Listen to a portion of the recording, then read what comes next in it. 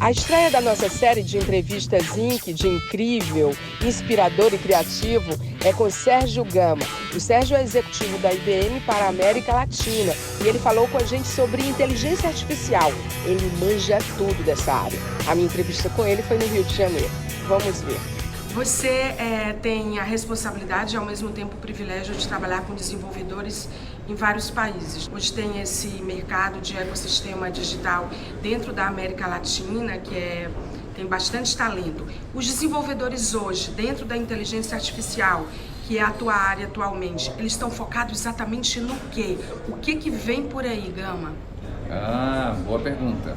Não dá para dizer desenvolvedores no geral, mas é que hoje ainda a gente tem uma demanda muito grande pelos sistemas tradicionais, então não dá para abandonar e ir para a inovação, né? Nem todo mundo tem essa possibilidade. Eu tenho o privilégio de trabalhar como evangelizador e trabalhar numa empresa que está sempre lançando tecnologia de ponta, então é um privilégio. Existem desenvolvedores hoje no mercado trabalhando com isso, e eu diria que quem está trabalhando com tecnologias de ponta está trabalhando com inteligência artificial, está trabalhando com Big Data. E se falar em tecnologia, eu estou falando de Hadoop, Spark, desenvolvimento de Machine Learning, aí talvez usando linguagens como Python, R, Scala, né? Então este é um mundo que muito desenvolvedor acho que até sonha, né, em participar, inclusive ser um cientista de dados, que é a profissão do momento dentro dessa área. Mas nem todo mundo tem o privilégio, até porque você tem aí um backlog, tem sistemas tradicionais rodando e gerando negócio ainda, né? A inteligência artificial hoje, qual é o maior desafio dela? A gente percebe que as pessoas não têm muito conhecimento, as informações ainda circulam pouco, pelo menos para fazer efeito de modo exponencial, e as pessoas ainda acham que a inteligência artificial é o que está por vir. Qual é o grande desafio, na tua opinião, nessa área? A gente está num ciclo inicial, eu diria, talvez um pouco além, onde existe uma empolgação, que toda tecnologia sempre tem isso, né? A gente está num momento de empolgação onde, pelo lado das empresas, elas querem utilizar a inteligência artificial para se sentirem uma empresa de ponta, né? E já adequada ao novo mundo, mas sem saber direito o que é inteligência artificial e de que maneira ela pode usar. Então, isso sempre aconteceu com várias tecnologias. Então, a tecnologia que é de ponta eu quero usar, eu preciso usar. Então, na verdade, eu tenho que endereçar um problema, eu tenho que entender os problemas e ver se inteligência artificial é adequado. Pelo lado profissional, as pessoas não sabem para que caminho seguir, né? Como é que eu me torno um especialista em inteligência artificial? Como é que eu me torno um cientista de dados, né? Então, a gente está num momento onde, pelo lado da empresa, ela não sabe nem como contratar, nem o que é esse tal de inteligência artificial.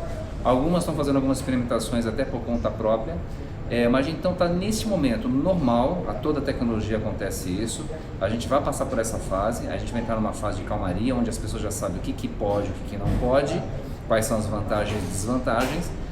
Fora isso, que essa questão de qualificação versus a necessidade que eu tenho para utilizar a tecnologia, a gente também tem que tomar alguns cuidados. Para usar inteligência artificial, a gente tem que tomar cuidado com viés, né? Ou seja, não ser tendencioso, porque eu estou dizendo que agora uma máquina está aprendendo e algumas vezes até por aprendendo que a gente chama de enforcement, ou seja, de forma não controlada, né? Então, cuidado que tem que ser tomado. Eu acho que é isso, a gente está nesse momento de se adequar, conhecer tecnologia, saber o que eu posso fazer com a tecnologia, que não é mágica, né? Muita gente compra a tecnologia achando que, como é inteligência artificial, agora eu plugo na minha empresa e vou perguntar o que eu quero. Não é bem assim, então a gente tem que fazer todo um trabalho de curadoria, de Big Data, né? E dados, e minerar esses dados e tudo mais. Nós no Brasil, particularmente, começamos a prestar mais atenção na questão dos dados pelo lado ruim, de vazamento de dados. Então a gente tem uma cultura de ter medo de dados, de divulgar dados. As empresas ainda estão aprendendo a lidar com isso. Quando a gente sabe que a inteligência artificial e as estratégias de negócios, médias, pequenas, exponenciais, elas estão baseadas nos dados hoje. O que você tem a nos dizer para, no sentido de nortear as nossas jornadas e ao mesmo tempo nos tranquilizar, já que a gente conheceu e teve esse contato com a importância de dados de modo avesso? Esse é um grande paradigma, porque ó, se a gente pensar, você falou de negócios, e tudo no fundo é negócio. Não importa se pessoa física, CPF, CNPJ, no fundo é negócio. E quando eu falo de negócio, eu estou falando de negócio, por trás de todo negócio tem pessoas. E se tem pessoas, é importante que eu conheça essas pessoas. Para eu ter maior qualidade, né, ter maior ganho, eu preciso conhecer esse meu público, né? E aí a gente entra nesse paradigma que é o seguinte: eu preciso de dados, porque hoje dados vale mais do que ouro, isso é comprovado, isso então não é só conversa. É o novo petróleo, dizem, É o novo né? petróleo. Você olha aí uma empresa como o Facebook, que vale bilhões de dólares, mas pelas informações que ela tem, o LinkedIn, né? Quanto vale um LinkedIn? Ou seja, a gente está falando de várias empresas que o que dá maior valor para essa empresa é os dados que ela tem, né? Mas por outro lado, a gente precisa, agora a gente entrando num momento, sempre tecnologia teve essa onda, né? Então teve uma onda de vir tecnologias novas e depois a gente começa a falar de normalização e de ética. Então agora a gente está falando de LGPD, a gente está falando de GDPR lá na Europa, ou seja, como é que eu garanto privacidade e garanto que essas empresas não utilizem de forma errada esses dados? Tranquilizar. Eu não sei se eu consigo tranquilizar, porque a gente está todo mundo conectado, está todo mundo nas redes sociais, as empresas sabem aonde que eu ando, o que que eu faço, o que que eu gosto, o que que eu deixo de gostar, o que que eu falei, aonde que eu estive, né? Quais são O digital modelo real, né? Então, eu acho que talvez aceitar, e aquilo que a gente não queira expor, não publicar. A gente percebe que nesses cenários a gente precisa desenvolver muitas habilidades essenciais, que são as core skills. E a gente fica meio ansioso, perdido, querendo seguir a tendência sem resolver as pendências. Eu queria que, para encerrar a nossa entrevista, você falasse um pouco sobre isso, sobre as habilidades que precisamos desenvolver, independente da nossa jornada, né, de trabalho e até pessoal, para que a gente torne esse processo mais natural, mais tranquilo e mais rápido e melhor para a gente, que faça sentido.